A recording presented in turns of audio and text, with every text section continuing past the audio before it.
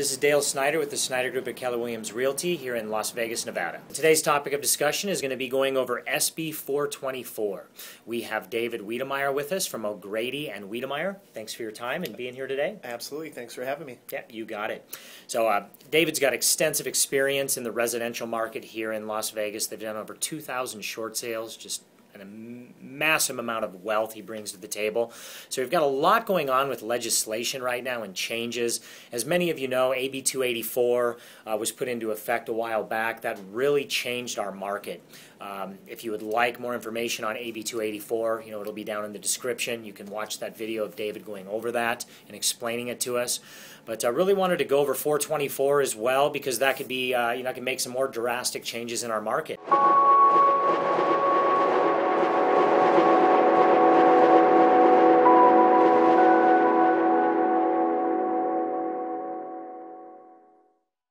So, David, what's this all about? Fill us in. It's kind of a funky little two-page bill that is being proposed in the Senate right now.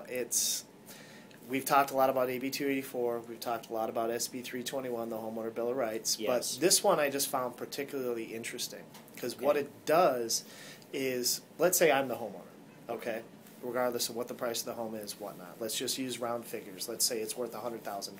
Okay. And I owe $200,000 on it. I don't make a payment.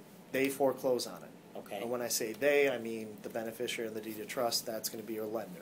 Yeah. And when they do that, it'll go down the non-judicial process, and then eventually it'll get auctioned off. Okay. And at foreclosure. At foreclosure, yeah. Correct. And then the beneficiary of the deed of trust will put out an opening credit bid. Okay. So someone has to come in and bid over that amount, and then the bidding starts, whatnot. Well, if no one bids over that amount, then the property reverts back to that lender, okay? So it becomes part of their inventory, all right? Okay. Now, if they decide to go ahead and sell that your previous property that was auctioned off, and they sell it for less than you owe, so let's say that it's worth $150,000 and you owe $200,000, okay, and they want to put it on the market for $175,000, they have to give me as the homeowner the right of the first person. I'm the first in line to buy it. So I just think it's really, really strange. Wow. It gives the homeowner That's the right of interesting. first refusal after the foreclosure if the bank is still selling the property for less than what you owe. So to me, it kind of like encourages bad behavior to a certain extent.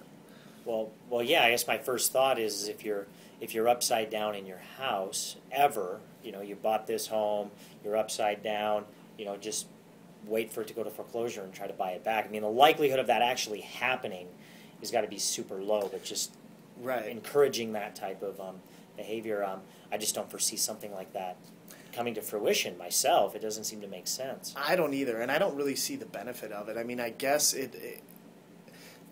the legislature must be saying, well, if they're still going to sell it short, they might as well give that person the opportunity to buy it back if they're not getting back what they owe. But I just think it's very, very unusual, and there could be a strategic element where people who don't need credit, who say have another property or this isn't their primary residence or whatnot, and well, it has to be owner-occupied, excuse me, but let's just say that they're willing to have the home foreclosed. Let's say it's a big loan, okay, and they decide to take this at a strategic angle. It could be almost a built-in principal reduction for them. Yeah, exactly. If everything goes right. I mean, obviously there's some sticking points and whatnot, but I just don't really, I find it a little bit of an unusual bill. But. Yeah, absolutely.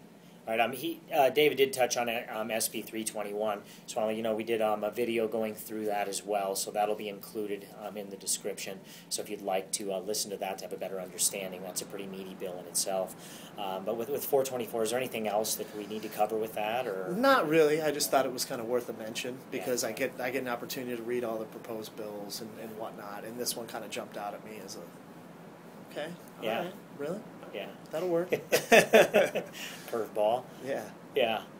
Wow. All right. So that one's somewhere in the process. In the process. I mean, 321, it's in the assembly right now. I don't know about 424.